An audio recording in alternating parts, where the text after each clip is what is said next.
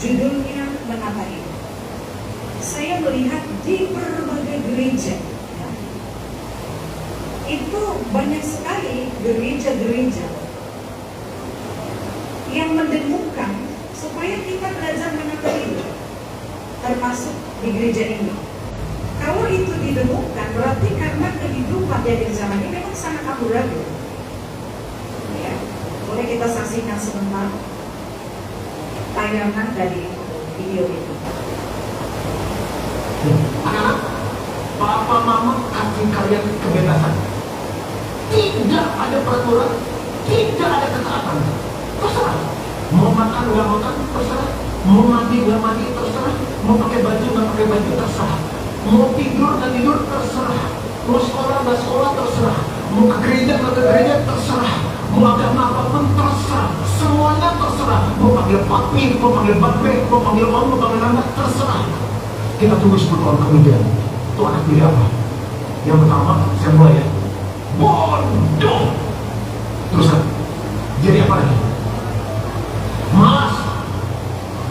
Kurang ajar. Bau. Terus ya kan kita terserah. Anak kalau mau mandi, ya kagak mandi. Orang mandi itu, mandi itu sampai 3. Mandi lalu. Terus apa lagi? Kurang ajar. Terus licik. Terus bodoh kamu udah saya. Udah bodoh. Liar. Terus hancur. Terus kasar. Gak disiplin. Egois. Nah cukup. Ada mau nikah nggak sama kita? Ada. Kita aplikasi ke gereja ya. Pastor, saya benar-benar bertobat nih, mau jadi jemaat juga, mau jadi anak Tuhan. Cuma jangan larang-larang saya, jangan kasih aturan. Ya, mau ke gereja, kagak ke gereja, jangan cari. Persis kayak anak tadi, dia jangan kasih aturan. Saya mau taat kata terserah saya. Nah, 10 tahun jemaat itu ilegal. Setelah 10 tahun itu jemaat jadi apa? Gue baptis, mau dibaptis, gue mau datang ke datang, gue mau ikut kelas, gak kelas, gue masuk sel, gak masuk sel, gue mau dimuridin, gak dimuridin, terserah gue. 10 tahun kemudian itu cuma jadi apa? Tolong jawab. Semangat, kayak tadi sebut buah rujak, tolong disemangatin. 1, jadi rusak. 2, sesat. 3, sombong. 4, terus aja nih 2 grup yang jawab nih. Mati, terus tergantung pendetanya mati dulu atau jemaatnya mati dulu, tergantung. 6, bayangin dunia tanpa struktur, tanpa aturan, tanpa ketaatan. Ya, kita setuju postingan itu, amin. Jadi orang yang hidupnya ditata pasti lebih baik. Keluarga yang ditata pasti lebih baik. Sekolah kita yang ditata, nggak asal sekolah, pasti baik. Ya. Apa yang kita tabur itu yang kita tuai. Jadi kalau kita menata itu kan berarti kita menuai hal yang bagus. Tapi faktanya daging ini kan suka yang suka-suka. Daging ini suka yang amburadul. Daging ini nggak mau diatur. Tapi tidak ada hidup tanpa aturan. Ya, tidak ada hidup tanpa aturan. Gimana hidup bisa tanpa aturan? Ya, ada. Mau sekolah, STM, kumpulan marga, gereja, apalagi. Tidak ada satu lembaga yang didirikan dan di sana tidak ada aturan. Bahkan sampai dibuat namanya anggaran dasar rumah tangga, anggaran dasar gereja. Karena harus ada aturan. Karena tanpa aturan semua kacau balau. Ya, saya berdiri di sini menyampaikan ini satu goal yang saya harapkan. Kita nanti akan berjuang untuk menata hidup kita, supaya kita mendapatkan masa depan yang bagus. Ketika Tuhan menciptakan langit dan bumi. Kejadian 1 ayat 2. Tuhan menciptakan surga dan bumi. Ayat kedua itu berkata, bumi belum berbentuk kosong, amburadul. Amburadul itu dalam terjemahan aslinya. Dalam terjemahan bahasa Ibrani-nya belum berbentuk gitu ya. Itu diartikan amburadul, acak-acakan, tidak berbentuk. Tuhan tidak senang dengan sesuatu yang amburadul. Itu saya garis bawahi. Tuhan tidak senang dengan sesuatu yang amburadul, yang acak-acakan, yang tidak ditata. Makanya Tuhan berfirman, hari pertama jadilah terang. Terang itu jadi, maka lurus. Kemudian hari kedua diciptakan cakrawala, jadi, ya kan? Firman, hari ketiga diciptakannya tumbuh-tumbuhan, hari keempat benda-benda, hari kelima hewan, hari keenam manusia. Dan Tuhan beristirahat hari ketujuh. Dia berfirman, kemudian dia kata, oh ini dulu, terakhirlah manusia. Dia mulai menata, setelah ditata Kejadian 1:31, saya selalu sampaikan hasilnya. Setelah ditata, Allah melihat semuanya sungguh sangat baik. Kalau dia yang adalah Allah semesta alam mengerti bahwa segala sesuatu perlu ditata, kita harus seperti itu. Ya. Tidak ada orang yang hidupnya akan bagus kalau nggak ditata. Seorang pelajar nggak mungkin dia bisa berprestasi. Ada isi otaknya, ya. Saya sekarang cenderung nggak kepada nilai, karena banyak orang bisa nyontek. Tapi ada tak isi di dalam ini? Ya kan? Kalau dia nggak pernah belajar, nggak menghafal, saya mengajari anak saya bilang, tahu nggak beliau? Apa yang namanya benar-benar belajar? Itu otak ini panas. Kalau kau belum pernah merasakan otak panas, sebenarnya kau belum pernah belajar. Saya bilang kepada anak saya, betul. Karena saya dulu kalau belajar begitu, sama kayak handphone kalau lama dipakai panas kan. Laptop juga begitu. Saya dulu waktu sekolah belajar tuh otak tuh panas. Di belakang tuh bisa sampai teman. Karena kita banyak hafalan, banyak pengertian, latihan. Kemudian kita istirahat, kita kerjakan mata istirahat. Ya, balik sebentar. Tapi kan bukan banyak yang harus dipelajari. Itulah yang namanya sejatinya belajar. Saya melihat zaman sekarang tidak ada orang seperti ini. Mereka belajar hanya untuk nilai, bukan untuk mengisi ini. Jadi begitu selesai penilaian, udah mereka lupa. Saya bilang sama anak saya, karena otak saya panas, betul-betul semua masuk menempel di sini saya. Sampai sekarang nggak lupa waktu itu. Apalagi pelajaran yang aku minati. Saya bilang sama anak.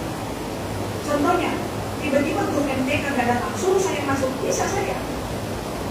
Karena udah lengket di sini, tahu apa yang namanya lengket? Melekat. Sama kayak orang tahu main gitar, ya kan?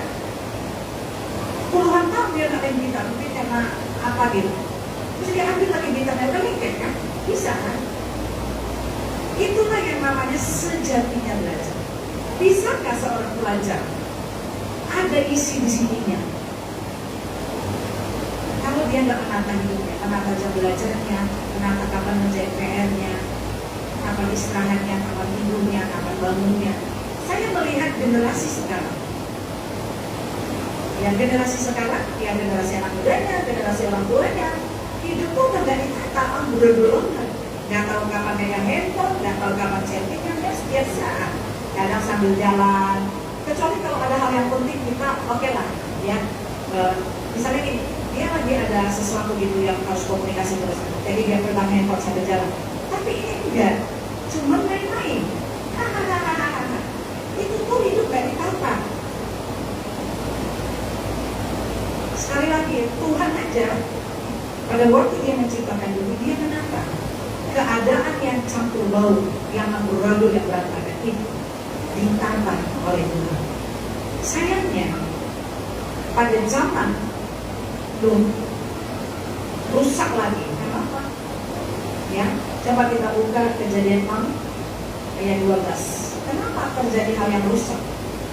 Di zaman Nuh, Allah menilik bumi itu dan sungguhlah rusak benar. Sebab semua manusia menjalankan hidup yang rusak itu. Kenapa?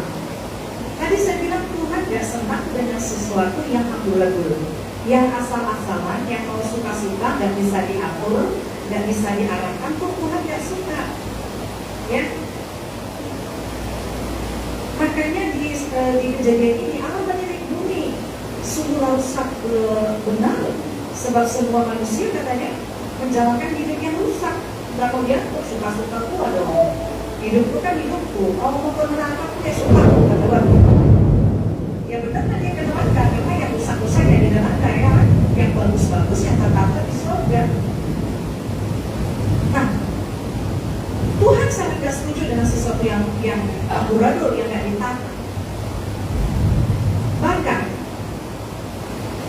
sebagai pemimpin kita harus keras. Bahkan tingkat ketegasan kita bisa ditingkatkan untuk yang lebih amburadul. Baik sebagai pemimpin gereja, pemimpin keluarga, pemimpin sekolah, pemimpin usaha. Kalau kita mau semuanya berjalan dengan baik. Tapi kalau kita udah tahu amburadul, kita biar aja, kita nggak peduli, didoakan dan didoakan, ditabrak dan ditabrak, kita akan menuai yang berantakan. Jangan kita bilang, kenapa ini berantakan? Sudah jelas jawabannya. Karena tidak ada penataan yang kita kerjakan. Mungkin dalam hidup kita, di dalam keluarga kita, di dalam bisnis kita. Jadi kita harus membuat penataan. Tuhan tidak suka, makanya Tuhan mendatangkan air bah. Ya. Terulang lagi kejadian itu di Yeremia 4 ayat 23. Tadi di Kejadian 1 ayat 31 semua sungguh sangat baik. Masih di kitab Kejadian itu sudah rusak di zaman itu. Tuhan coba menata. Ya. Kemudian di Yeremia, coba kita buat Yeremia pasal 4 ayat 23 terjadi lagi yang rusak. Makanya Tuhan membuat ke Babel. Karena ada hidup orang Israel yang gak mau ditata, mau suka-sukanya. Yeremia 4 ayat 23. Ya. Demikian firman Tuhan. Aku melihat kepada bumi, ternyata campur baur dan kosong. Dan melihat kepada langit, tidak ada terangnya. Ini maksudnya, keadaan di dalam Kejadian 1 ayat 2 terjadi lagi. Keadaan yang campur baur dan kosong tadi terjadi lagi di zamannya Yeremia. Yang sudah diberantas Tuhan di zaman Nuh terjadi lagi. Kejadian 1 ayat 2, bumi campur baur dan kosong, gelap gulita, tidak ada terangnya katanya ya kan. Kejadian 1 ayat 2 itu. Bumi belum berbentuk dan kosong, gelap gulita menutupi satu berat payah, dan roh Allah melayang-layang di atas permukaan air. Kan itu Kejadian 1 ayat 2. Jadi berulang lagi zaman Yeremia. Sekali lagi hidup yang tidak ditata, hidup yang suka-suka Tuhan dan mau. Tuhan sudah memberi teguran kepada beberapa nabi, terus suara-suara Israel tak mau dengar. Akhirnya kalau di zaman Nuh didatangkan air bah, di zaman Yeremia dirancangkan Tuhan pembuangan ke Babel selama 40 tahun. Saya mau sampaikan kepada kita teman-teman, berikan dirimu di tangan supaya ke depan kita tidak dibuang ke dalam pembuangan. Berikan hidupmu di tangan. Anak-anak, berikan hidupmu didisiplin sama orang tua. Jemaat-jemaat, pelayan-pelayan, berikan hidupmu didisiplin lewat peraturan gereja. Dengarkan arahan-arahan. Kalau enggak, kita akan mengalami satu kehidupan yang dibuang. Ya syukur-syukur 40 tahun ya kan. Ya seperti Israel dibuang 40 tahun. Dan ada waktu di mana Israel dikembalikan lagi. Ya gimana kalau kita dibuang sampai mati? Karena sampai mati kita nggak mau sadar-sadar. Kalau dalam pembuangan kita bisa sadar, ya puji Tuhan, Tuhan akan kembalikan kita, Tuhan akan pulihkan kita. Kita harus menata kehidupan. Siapa kita yang berpikir bahwa hidup ini nggak perlu ditata, berarti kita ini betul-betul melecehkan firman Tuhan. Karena Yesus sendiri atau Tuhan pencipta langit dan bumi sendiri, Dia menata, Dia mengatur. Jadi mulai dari kita mengatur diri sendiri, mulai mengatur waktu-waktu kita. Apa yang harus aku lakukan? Jangan mengalir seperti ikan mati terbawa arus. Hanya ikan mati yang bisa terbawa arus. Kalau ikan hidup, dia akan melawan arus. Itu perhatian. Kadang-kadang orang, udahlah dunia ini kan memang sudah hancur semua, udah nggak ada yang mau ditata, ya udah ikut aja. Itu ciri-ciri orang mati selalu terbawa arus. Tapi orang hidup seperti ikan hidup itu, dia akan melawan arus. Jadi kita akan tahu ini ikan mati atau hidup. Waktu ikan itu masih melawan arus, itu berarti masih hidup. Di zaman Yeremia terulang lagi hal. Umat yang dikasih Tuhan. Yuk kita belajar begini. Aku mau menuai hidup yang bagus di depan. Aku mau keluarga menjadi bagus ke depan. Aku mau, katakan begitu, supaya bisnisku bagus ke depan. Boleh? Boleh. Tapi harus mau juga diatur, ditata, berdisiplin diri. Kalau enggak ya, coba saya ajak kita begini. Setiap hari harus menambah kapasitas kita. Karena yang namanya belajar itu sumber hidup. Ya, mungkin belajar formal ada batasnya, tapi namanya belajar secara umum ya sumber hidup. Coba misalnya gini, ada nih jemaat ingin kumpul-kumpul duit lah. Nanti kalau ada duit, ini dekat sama Singapura, mau jalan-jalan dulu ke Singapura. Kalau bisa jalan-jalan ke Singapura ya biar bisa ngomong dikit-dikit. Buat hal-hal seperti itu. Berarti paling tidak kosakata hafal 5 tiap hari, bisa kan? Daripada gosipin orang, ngomongin orang, kerjakan yang bagus. 5 kata satu hari. Akhirnya dia bilang, setelah sini 5 kata, 20 kata masih bisa otakku dipaksa. Begitu, ada yang gitu-gitu. Jangan hidup kita itu udah seperti itu aja, seperti itu. Kita nggak menambah sesuatu karena kita nggak menambah hidup itu. Ya. Aturan apa yang harus atau wajib kita dengar? Tentu firman. Karena begini prinsipnya. Kalau misalnya ada seseorang yang kurang bagus mengajarin kita gitu ya, misalnya ada guru yang gak bagus gitu katakan, kita kan gak mau terima apa yang diajarkan. Tapi kalau seseorang itu mengajar yang bagus, guru yang agung yang namanya Yesus, coba perhatikan Alkitab ini, kerjakan. Alkitab ini hanya kita ikutin sesuai mau kita sama aja seperti yang dikatakan tadi. Suka-suka kita, nggak bisa. Ya, nggak bisa. Makanya kita menuai nanti hal yang nggak bagus juga.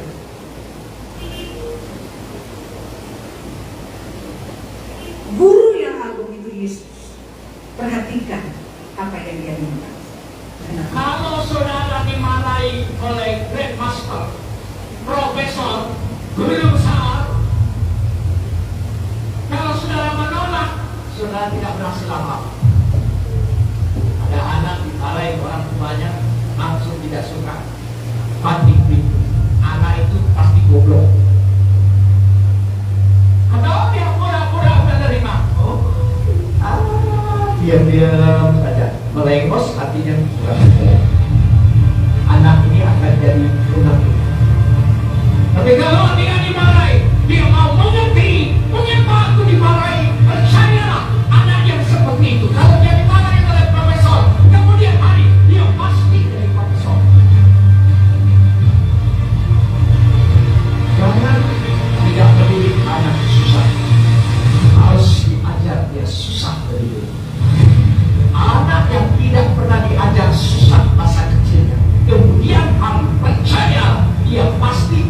menyusahkan orang lain, bahkan orang tuanya sendiri seumur hidupnya dia akan menyusahkan banyak orang. Anak yang diajak susah dari kecil, percayalah di kemudian hari dia paling menyukakan menyenangkan hati orang tuanya. Amin. Oke, mau gereja menyuarakan ini karena memang dunia ini dikasih panggilan. Di sini juga saya menyuarakan supaya kita mau menjadi orang yang ditambah. Di rumah, ya, sebaiknya anak-anak jangan keluar dari rumah jam 10 malam dari rumah, kecuali ada hal yang urgent atau karena ibadah, ya ada acara-acara tertentu. Tapi kalau untuk nongkrong-nongkrong, main-main, semalam saya nasihati beberapa anak, pulang. Karena kalau nggak ditegasi, mereka menganggap kesalahan itu nggak salah gitu. Yang paling ngerinya di situ, sesuatu yang bagi orang ini parah, bagi dia biasa aja kali. Ya, ada seorang pengajar keluarga, dia buat seminar-seminar tentang keluarga. Dia buat aturan kepada anak-anaknya dan anak-anaknya semua berhasil dan sukses. Kenapa? Dia bilang perjanjian mereka jam 10 malam tidak ada lagi di luar rumah, baik ayah, anak maupun ibu. Kecuali kalau di Batam ya ada yang masuk malam dan lain cerita ya. Itu peraturan dia, seorang pengajar, pembawa seminar-seminar keluarga yang cukup terkenal. Dan dia terlebih dahulu menerapkannya di tengah-tengah keluarganya. Alasannya apa?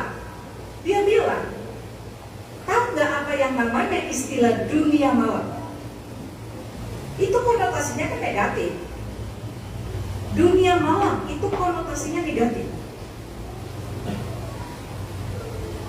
Namanya bar-bar, night club, namanya tempat orang mabuk-mabuk itu kan malam. Dugem, itu kan malam. Makanya sebaiknya anak diatur jam 10 malam jangan di luar, kecuali ada memo khusus. Misalnya ini acara ulang tahun teman tuh dimulai jam 8 malam. Tapi kalaupun bisa upayakan pulang jam 10 kata bapaknya. Kecuali kalau jam 10 aja belum potong kue, karena tadi opungnya ditunggu-tunggu gak datang-datang misalnya. Itu mereka tetap komunikasi. Itu namanya aturan. Dan anak-anaknya berhasil luar biasa. Beliau seorang pendeta yang gak ada penghasilan menetap istilahnya, ya. Ya pakai slip gaji kan pendeta. Tapi anaknya dibela Tuhan karena apa? Mau anaknya diatur oleh orang tua dan diatur firman. Anaknya sekolah ke luar negeri dengan biaya sendiri maksudnya dia dapat beasiswa dan di sana dia nggak masalah ada job kerja apa itu cukup. Dan dia bilang saya nggak perlu dikirim Pak. Terima kasih atas doanya Tuhan buka jalan. Dia bisa membawa seminar-seminar seperti itu karena anak-anaknya sudah berhasil. Mari, ya, dia tertantang membuat itu. Kalau bisa anak-anak jangan pantang bodoh. Ngapain pantang bodoh? Masing-masing ada rumahnya kan. Kecuali ya, kalau mau kumpul-kumpul sama teman kan ada acara retreat, camping ya, anak muda nanti kita camping retreat udah. Tapi jangan kayak orang nggak punya aturan.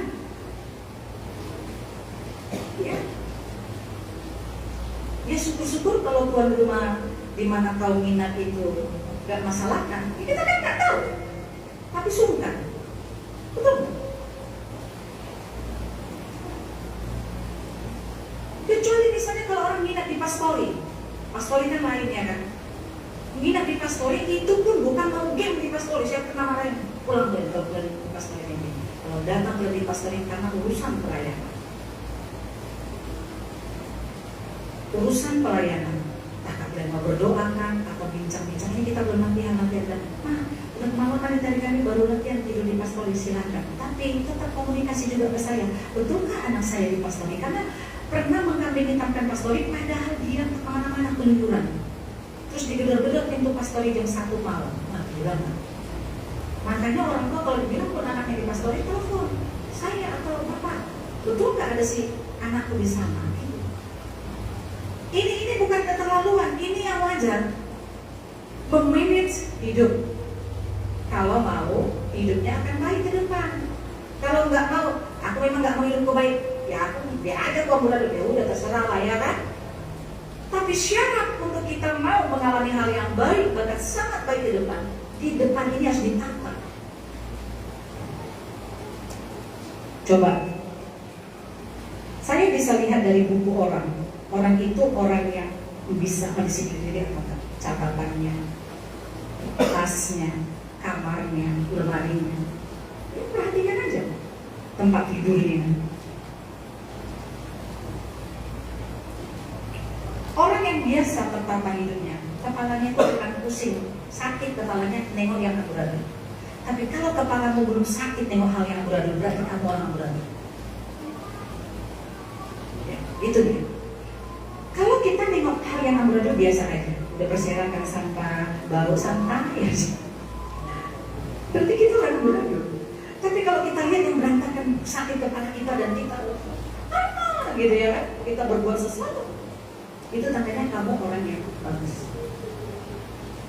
Bersyukurlah kalau ada profesor, dokter, maksudnya orang-orang hebat yang sudah punya pengalaman yang memarahi kita. Kalau kita ikutin kata Pak Yusuf Roni tadi, berarti kita jadi profesor seperti dia. Kalau kita nggak ikutin, kita tetap bodoh dan amburadul dan hancur hidup kita, kagak mau. Dimusnahkan dengan air bah, dibuang 40 tahun. Bagaimana? Kita pilih yang mana? Jangan kita mau yang enak tapi nggak tahu prosesnya. Tujuan untuk ke hal yang bagus pun nggak tahu prosesnya, umat Tuhan. Saya berkali-kali bilang, bisa kita ini berasal dari kampung-kampung, dari desa, tapi otak kita jangan kampungan. Ya. Sekali lagi, bisa kita berasal dari kampung-kampung, tapi otak kita ini jangan kampungan.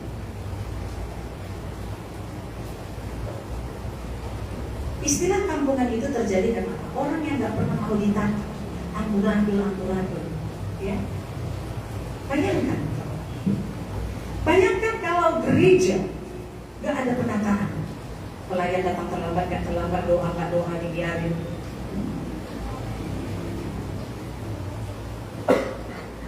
Sekolah minggu anak-anak keluar masuk dibiarin. Coba bayangin, hasilnya apa? Kau udah ya mau datang nggak datang dibiarin, mau terlambat dibiarin. Kita sebagai pemimpin, kalau ada yang kacau kita biarin, berarti karena kita masih kacau. Tapi kalau kita ini bukan orang kacau, kita langsung gelisah dengan hal-hal yang gak bagus. Karena kita tahu itu gak pantas, dan itu akan menuai hal yang buruk. Saya menyampaikan firman Tuhan ini buat kita semua, buat anak-anak muda, buat bapak-bapak dan ibu-ibu. Yuk kita tata, lakukan sesuatu. Jangan tiba-tiba kita terkejut, begini semua, begini semua. Ya iyalah, nggak ada ditata. Sesuatu yang ditata itu menarik dan memberkati orang lain. Coba kita pergi ke tempat-tempat yang ditata. Misalnya apa? Taman, enak kan? Hotel. Ya, cara lipat selimutnya aja pakai sendi. Iya. Mall. Setiap hari raya misalnya Natal, langsung tim dekornya hadirkan dekor-dekor di mall yang melaksanakan. Karena ada orang-orang yang menata. Nanti begini, nanti tanggal segini buat begini, nanti kalau mau ini begini, kan aturan. Ada yang dipikirkan, ada yang dirancangkan. Jangan kita bangun tidur, mengalir kayak ikan mati, terbawa harus saja ya handphone, udah habis itu nggak sadar, udah lapar makan, ya kan, main-main game terus apa, terus ketemu teman ngegosip, ini hidup model apa? Tuhan tidak suka sesuatu yang gak ditata. Bahkan sebagai orang tua, sebagai anak, kita juga harus belajar membawa semua penataan itu dalam doa. Penataanku tidak sempurna. Tolong engkau sebagai manajer nomor 1 atas dunia dan surga, bantu aku sempurnakan semua. Ini kita sudah tidak menata keluarga, kita juga tidak membawa kepada Tuhan. Akhirnya kita menuai pembuangan atau air rebah yang membuat kekejutan di tengah-tengah hidup kita. Kita seperti nggak terima, mempersalahkan Tuhan. Ini bagaimana? Ya, saya selalu punya prinsip. Apapun yang terlanjur amburadul, kalau kita mau mengikut, Tuhan akan memulihkan semua. Percaya? Saya suka dengan kalimat firman Tuhan yang berkata, Tuhan akan mengembalikan tahun-tahun yang hilang. Yang sepertinya sudah nggak ada harapan lagi, tapi Tuhan pulihkan semua. Umat Tuhan harus ada seperti itu. Orang tua kasihani anakmu. Kalau kau sayang sama anakmu, cereweti dia, marahin. Kalau pemimpin rohani sayang sama umatnya, cereweti dia, marahin, tegur. Guru-guru sekolah minggu, jangan biarkan anak pontang-panting. Saya pernah, kalau nggak salah dulu pas komsel di rumahnya si Raffi. Waktu itu saya ada di sana, komsel atau komunitas. Saya bilang begini, anak-anak kita ini kalau komsel jangan apa namanya, karena beberapa anak-anak saya lihat, ya, bukan beberapa, hampir semua ya, itu sudah nggak mengerti namanya ibadah, mereka nggak mengerti. Saya bilang, dulu aku, mama aku HKBP, kalau udah kumpulan di rumah, nggak berani kita lewat, nggak berani. Di dapur kita terus di dapur, nggak berani, betul, betul. Itulah sakralnya ibadah. Tapi ibadah GPD keluarga, dan kita menganggap itu biasa, berarti kita pun masalah. Marahin anak itu. Saya bilang, iya waktu KDP, kok ini keluar, itu ada temanku, nggak bisa. Bukan karena kita diancam baku kasih jatuh, enggak. Karena apa? Saya bilang, kenapa ya? Saya pun bingung, saya bilang, apa mungkin karena lagu mereka itu kan, kayak gitu ya kan, kayak merinding. Kalau kita kan, dipikir anak-anak memang, atau kenapa ya? Saya bilang, memang nggak berani, betul.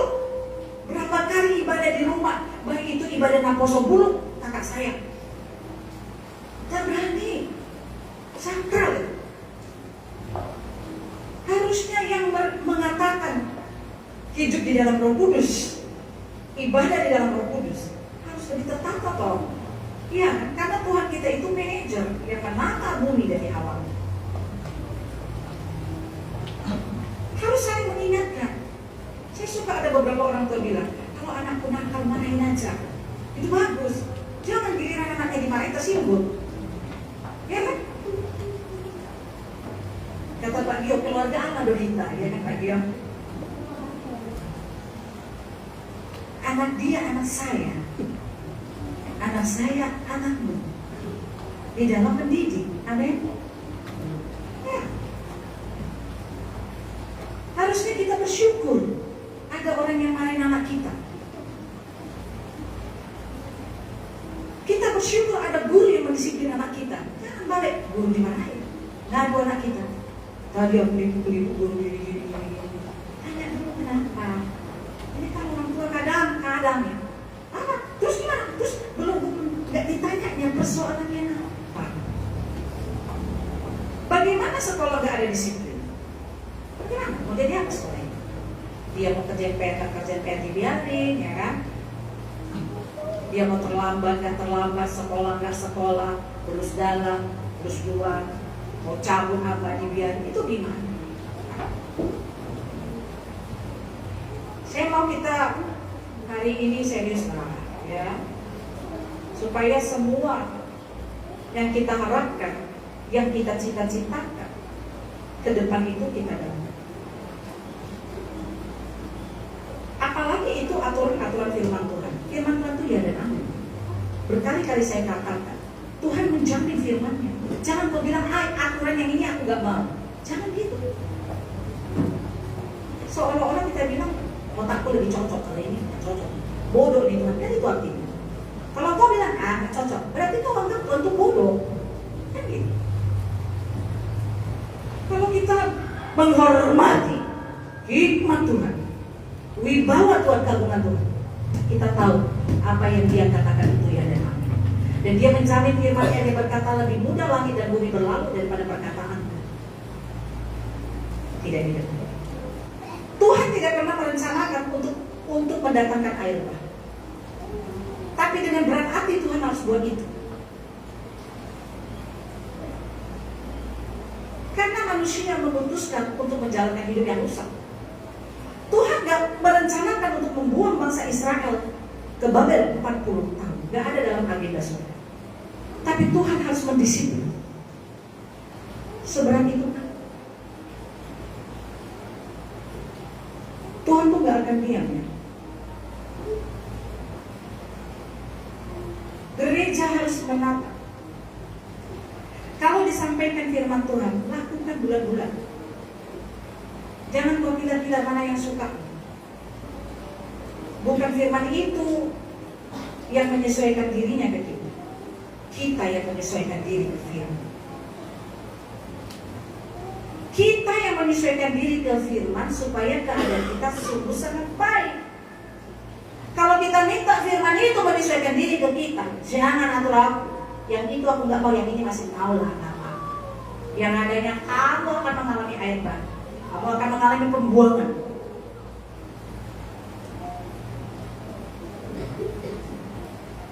Satu saat saya pernah merenung-renung. Iya, ini memang benar. Saya bersaksi di mimbar ini, sampai saya setua ini. Di hadapan Tuhan tak pernah ada di hatiku balas dendam, sekalipun orang sejahat. Tak pernah di hatiku merancang-rancang yang jahat kepada siapapun, sejahat apapun. Paling nangis, Tuhan, doa Tuhan namitin, menolak, gitu. Kalau orang berbobot, mau setinggi apapun yang diangkat Tuhan, mau sebesar apapun pemakai Tuhan, pengurapan Tuhan, dia diam. Dia hanya berkata, terpuji Tuhan, engkau masih mempercayakan diri sama aku. Kenapa? Karena hidupnya diisi firman, diisi penataan, diisi aturan-aturan firman. Jadi dia berat, ada bobotnya. Balon tuh gak ada bobotnya. Orang yang tidak ada isi firman Tuhan seperti balon itu, tinggal nunggu kau rusak, dibawa ke sana ke sini rusak. Tapi kalau kita ini seperti baja, ada bobotnya, diletakkan pun di tempat yang paling tinggi, banyak angin, gak akan jatuh. Itulah sebabnya bukan tanpa alasan Tuhan merendahkan seseorang dan meninggikan seseorang. Kita harus mengerti siapa pimpinan, siapa bawahan. Jangan bilang lebih tua yang benar dia, ya lebih tua kan, tapi kau bawahan, ya kan? Bisa kita bilang kita operator di perusahaan, ada supervisor marah-marahin kita, gak sopan dia. Dimarah-marahin aku padahal aku lebih tua dari dia, mana pilih. Firman Tuhan menata loh. Pernah gak baca ayat firman Tuhan bilang begini? Hormatilah, kita memberi penghormatan kepada dua. Yang pertama, hormatilah orang yang lebih tua dari kita. Yang kedua, hormati pimpinan. Ya, Mazmur 75 ayat 7 dan 8 ya. Sebab bukan dari timur atau dari barat dan bukan dari padang gurun datangnya peninggian itu, tetapi Allah adalah hakim, direndahkannya yang satu dan ditinggikannya yang lain. Jadi gini, kadang-kadang yang merendahkan siapa? Tuhan. Bagaimana Tuhan merendahkan? Turun Tuhan dari surga sana. Kita marah sama orang, kenapa dia melecehkan aku, sepele kali dengan aku? Ya Tuhan yang merendahkan lewat dia kan gitu. Kita jangan salah-salahkan orang dulu. Coba ingat apa yang terjadi sama si Daud ketika dia direndahkan sama Simei. Terkutuk kami, terkutuk sambil dibebas-bebaskan kakinya berdebu-berdebu dan kata-kata yang hina. Apa kata Daud? Daud tahu Tuhan yang sedang merendahkan dia. Biarkan aja lah. Kan Tuhan yang buat itu, gak apa-apa lah itu. Haleluya. Ada banyak orang kamu sudah layak dan Tuhan yang merendahkanmu. Tapi kamu marah sama orang yang merendahkanmu. Tuhan yang mengirim dia. Bagaimana coba? Itu tadi Tuhan adalah hakim, direndahkannya yang satu dan ditinggikannya yang lain. Coba berpikir, bagaimana Tuhan merendahkan kamu? Bagaimana? Turun Tuhan. Kau gak bisa lagi jadi super pisau, jadi operator gitu. Bagaimana? Pikir dong. Kadang-kadang kita ini cepat sekali komentar. Kemarin di kaum ibu saya juga bilang, ibu-ibu, tolong mulutnya ya. Karena ibu-ibu punya kemampuan berbicara yang cukup tinggi. Ya, kalau kita mau komentar, kalau misalnya otak kita segini, komentarnya segini juga lah. Terlalu kasar saya ngomongnya. Kalau bisa kapasitas otak kita agak besar, bolehlah berkomentar besar. Jadi tidak salah. Kadang-kadang ada orang kapasitasnya cuma segini, komentarnya besar kali, berantakan semua, salah semua, bikin kacau. Banyak hal dia nggak tahu, tapi komentarnya wah, ya kan? Saya kan udah pernah sampaikan. Contoh begini, biar lebih paham. Kayla waktu sampai umur berapa? Kalau nggak salah, Kayla umur 2 tahun. Saya udah pernah sampaikan. Saya kan bisa naik motor, tapi Kayla bilang saya nggak bisa naik motor. Dan saya tidak salahkan dia, karena otaknya masih segitu. Kenapa otaknya mengatakan saya nggak bisa naik motor? Karena dari dia bayi sampai umur dia itu, saya nggak pernah naik motor memang. Dia nggak pernah lihat saya naik motor. Karena apa-apa, ayo kesana kita dulu sama bapak, kesana naik mobil. Suatu saat nggak ada bapak apa gitu, saya ambil kunci motor, dia bilang, emang mama bisa naik motor? Tahu nggak? Jadi otaknya kan masih segitu. Dari pengalaman dan yang dia tahu masih segitu. Kita hati-hati. Sebenarnya pengalaman kita seberapa? Kapasitas kita ini berapa? Segitu aja lah komentarnya, gitu. Ya, jangan terlalu bersalahan semua. Lebih baik no comment daripada kesalahan, karena kita berdosa. 1 Korintus 14 ayat 40, mari kita buka. Tetapi segala sesuatu harus berlangsung dengan sopan dan teratur. Firman Tuhan suruh kita supaya semua itu sopan, teratur. Ya, itu disampaikan oleh firman Tuhan sebagai seorang manajer. Jadi jangan amburadul, jangan suka-suka. Kalau kita hidup sopan, hidup teratur, kita itu bukan hanya berkenan sama Tuhan, tetapi Tuhan jadi dipermuliakan karena hidup kita. 1 Raja-Raja pasal 10. Jadi Raja Salomo ini ketika dia menata segala sesuatu sebagai seorang pemimpin, sebagai raja dia menata semuanya. Bangsa Israel ditatanya, kerajaan ditata, semua yang masakan meja semua ditata, semua harus bagus. Salomo bukan hanya berkenan sama Tuhan, tetapi lewat hidup yang ditata, nama Tuhan dipermuliakan. Kita baca dulu 1 Raja-Raja 10 ayat 4. Ketika Ratu Negeri Sheba melihat hikmat Salomo, melihat segala hikmat Salomo dalam dan rumah yang telah didirikannya, makanan di mejanya, cara duduk pegawai-pegawainya, cara pelayan-pelayannya melayani dan berpakaian, minumannya dan korban bakaran yang biasa dipersembahkannya di rumah Tuhan, maka tercenganglah ratu itu dan ia berkata kepada raja, benar juga kabar yang kudengar di negeriku tentang engkau dan tentang hikmat. Ayat 10, ayat 9. Terpujilah Tuhan Allahmu, amin. Dimuliakannya, Tuhan dimuliakan. Terpujilah Tuhan Allahmu yang telah berkenan kepadamu sedemikian, hingga ia mendudukan engkau di atas tahta kerajaan Israel. Jadi bukan hanya Tuhan senang dan kita penuai yang baik di masa depan, tetapi nama Tuhan dipermuliakan karena kita. Perhatikan, bagaimana Ratu Sheba penasaran banget sama Raja Salomo sampai dia datang dari jauh. Artinya kabar-kabar yang bagus tentang penataan yang dilakukan Salomo ini sampai ke negeri-negeri lain. Maunya itulah yang terdengar tentang kita ya. Kabar yang terdengar tentang kita ya. Wah, gereja GPD keluarga itu tertambah. Jangan, aku cuma di keluarga lain. Orang gua ada keluarga anak yang beda ya terus. Ya, di dalam mendidik anak, di dalam keluarga, kita harus berulang-ulang menyampaikan. Jangan satu kali disampaikan, udahlah. Jadi bilang satu kali, udahlah. Dibilang satu kali, udahlah, di atas itu. Gak bisa kayak gitu. Dikejar. Karena itu yang dibilang firman. Nah, sekarang di firmannya, mau gak di atas sama firman? Saya buka ya. Ulangan 6 ayat 7. Cara kita mendidik itu gak bisa satu kali, dua kali, menyerah. Gak boleh. Kita pemimpin kok menyerah. Mau jadi apa yang kita pimpin kalau kita mundur? Jadi apa? Ulangan 6 ayat 7. Demikian firman Tuhan. Haruslah engkau mengajarkannya berulang-ulang kepada anak-anakmu dan membicarakannya apabila engkau duduk di rumahmu, apabila engkau sedang dalam perjalanan, apabila engkau berbaring, dan apabila engkau bangun. Jadi mengajar itu, mengajar anak berulang-ulang lagi makan. Tadi kau kayak gini kau kayak gini. Lagi santai nih nonton TV, itu tengok dulu.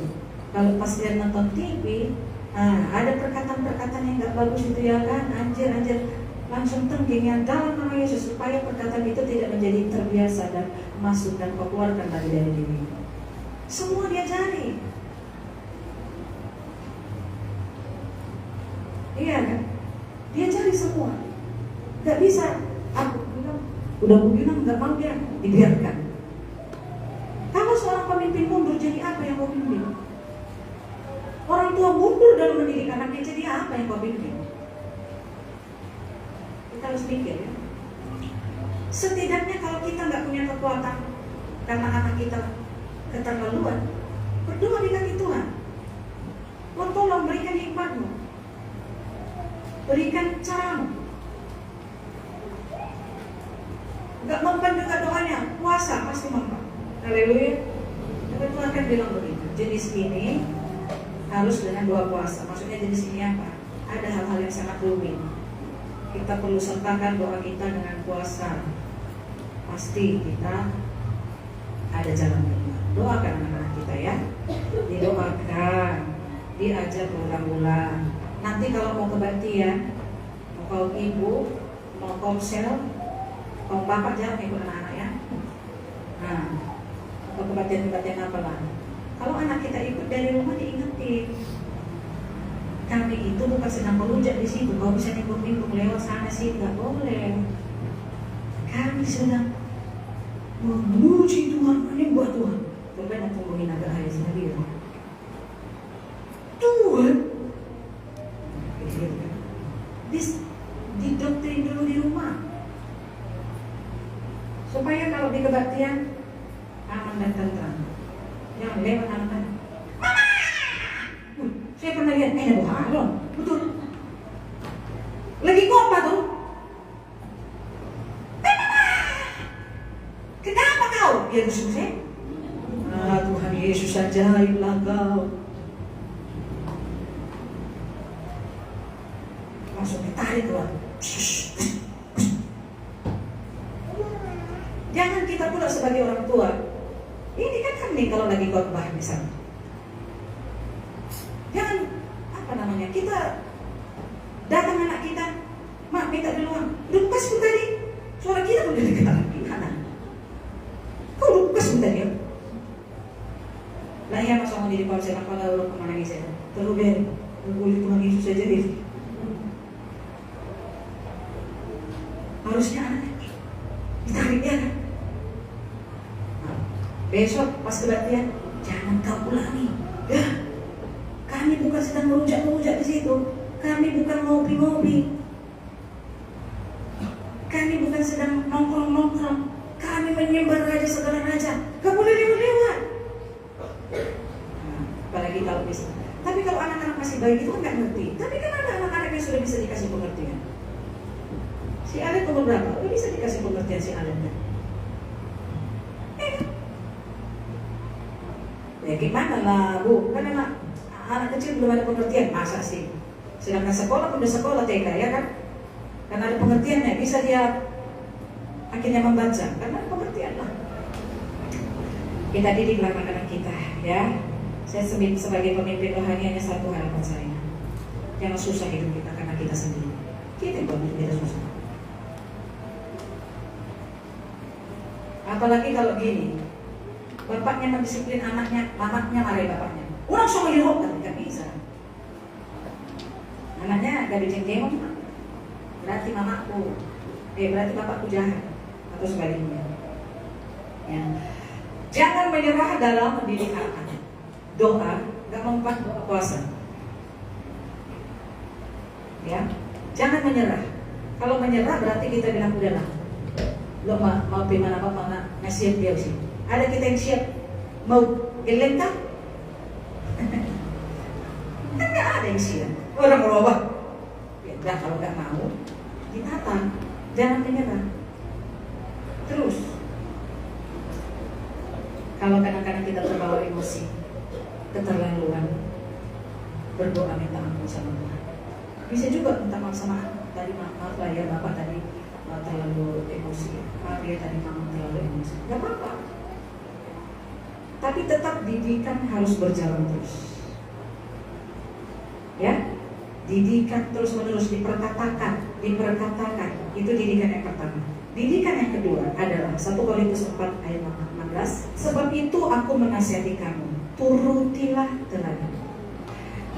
Jadi di rumah kita memperkatakan berulang-ulang jangan nyerah. Yang kedua, kasih teladan. Mengajar itu lewat teladan. Jangan bilang, nah tiap hari baca Alkitab ya anakku. Jadi memang bapak pernah baca Alkitab. Nah, sekolah minggu kau jangan malas-malas. Kayaknya bapak lebih sering mau ke gereja daripada gereja. Artinya apa? Kita selain mengajar berulang-ulang, kasih keteladanan. Ya, kita arahkan anak-anak kepada hal yang bagus. Oh iya, aku kasih anakku teladan. Teladan apa? Merokok, aku makanya merokok, dia kan sama teladan itu kan. Bukan itu ya. Coba 1 Korintus 11 ayat 1. Jadilah pengikutku, sama seperti aku juga menjadi pengikut Kristus. Amin. Keteladanan kita tentu keteladanan sebagai seorang pengikut Kristus. Ya, saya percaya nggak ada orang tua yang nggak sayang sama anaknya. Nggak ada bapak atau ibu nggak sayang banget. Ya, anak-anak muda, kau tahu orang tuamu sayang banget sama kalian. Makanya jangan kurang ajar ke semua mawar ya. Saya sudah nasihati mereka juga dan putar film. Ya, pernah saya putar film tentang orang tua nangis-nangis sampai bengkak mata orang ini. Saya nggak tahu di sini ada bengkak mata kalian atau di rumah berubah atau nggak anak-anak ini ya kan? Ya, jadi anak-anak kalau di marahin orang tua, didisiplin orang tua, diterima, amin. Yang jawab apa-apa kayaknya. Ada anak muda dulu, ya. Anak muda, kalau kalian ditegur, dididik, diatur, mau ya amin? Supaya apa? Supaya kalian jadi bagus. Coba, gini aja. Ibu kasih challenge, tahu challenge itu tantangan ya. Kalau ada seorang yang kerjanya melawan, katakanlah jangan di gereja dirayakan, kita kenal orang itu. Bilang sama dia, aku tidak mau seperti ini. Aku mau teratur, aku mau diatur. Nanti 10 tahun bandingkan hidup sama yang kamu diatur. Beda. Karena bukan dari aturan-aturan itu kau jadi bagus, tapi berkat Tuhan. Tuhan senang. Kalau Tuhan nggak senang, macam mana berkat Tuhan terbuka? Ya. Jadi mari kita bersama-sama mendidik anak-anak kita di gereja. Terlebih dahulu didik diri kita menjadi pengikut Kristus yang sejati. Ya. Nah, jadi pengikut Kristus yang sejati bisa kita ngomong sama anak kita, karena didikan yang terus menerus berulang-ulang. Itulah cara Israel mendidik anak-anaknya, berulang-ulang, terus. Mungkin kalau itu film kartun sampai tebal kupingnya, gitu ya. Terus orang tuanya sampai gawar bibirnya ngomong. Itu mungkin istilahnya. Terus menerus. Jangan biarkan apa. Sesibuk apapun kita lewat telepon, jangan kewenangan. Jangan kayak gitu, tapi sakit perut dong, kan gitu. Gimana tadi di sana? Gimana? Saya mau pas di luar teringat nih jam 1. Bel, ya mana Nela? Ini udah jam berapa ini? Kasih makan adikmu. Nah gitu ya. Nggak harus kita di depan mereka, kontrol kita lagi kerja lagi apa kan bisa kontrol juga ya. Begitu. Nah jadi firman Tuhan mengajari kita hari ini supaya kita membuat penataan hidup. Saya mau yang pertama hal-hal praktis terjadi di ibadah-ibadah kita tertib, amin. Jangan ada yang terlambat, amin. Nah itu kan penataan hidup. Masa kita nggak bisa atur waktu kita? Hanya orang yang nggak bisa atur waktu yang dia akan selalu terlambat. Tapi kalau kau bisa menata hidupmu, kau nggak terlambat. Enggak. Kalau orang sekali-sekali terlambat karena kempes bangku atau apa, maklum. Tapi kalau selalu, itu kamu perlu menata diri. Jadi yang pertama, di gereja jangan lagi terlambat, di ibadah jangan lagi terlambat. Kalau terlambat, seperti kemarin ada kaum ibu, aku agak terlambat baru pulang kerja. Begitu bagus kan? Itu namanya ditata. Ada lagi yang bilang, saya agak terlambat karena masih di pesta. Yang gitu-gitu bisa dimaklumi. Jangan bilang, saya lagi terlambat, tanggung ini film drama Koreanya. Hancur kalau kayak gitu. Kalaupun kita terlambat karena ada yang bisa dan dianggap bisa direkomendasi. Kalau enggak, ngapain? Ya, disiplin diri kita sendiri. Karena saya ada melihat orang, memang dasar dia tidak punya penataan hidup, tidak punya penataan diri. Nanti dibikin persekutuan jam 10 terlambat. Udahlah kita bikin jam 11 terlambat. Ayolah kita bikin sore jam 3 terlambat, memang dasar. Iya kan? Saya percaya orang yang bisa menata hidupnya dia nggak akan terlambat. Ke sekolah, ke PT, tapi ke gereja terlambat gitu. Banyak orang begitu, bagus dia. Ke sekolah nggak pernah terlambat, dia nggak pernah kena marah guru. Ke PT juga terus dia dapat kerajinan, nggak pernah terlambat. Tapi ke gereja, gimana? Janganlah terlambat juga ya. Oke? Itu bagian penataan hidup yang praktis-praktis. Kita nggak usah dulu cerita jauh-jauh apa yang di depan mata saat ini di sini itu fisik. Saat ini di sini bagaimana gerakanku kepada film. Itu yang paling penting. Gak usah jauh-jauh cerita hayalan-hayalan. Apa yang di depan mata kerjakan dengan baik.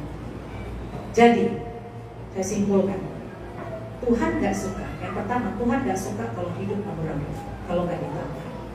Yang kedua, kalau kita menata hidup, kita tidak akan dibuang, tapi kita memiliki masa depan yang bagus karena berkat Tuhan dan karena penataan yang kita lakukan. Yang ketiga, kalau kita menata hidup, bukan hanya kita diberkati dan Tuhan disenangkan, tetapi nama Tuhan juga dipermuliakan. Orang juga akan memuliakan Tuhan lewat hidup kita. Kiranya semua telinga yang mendengar dalam ruangan ini memaksa diri, memerintahkan diri sendiri mulai hari ini untuk menata segala sesuatu yang ada di depan kita.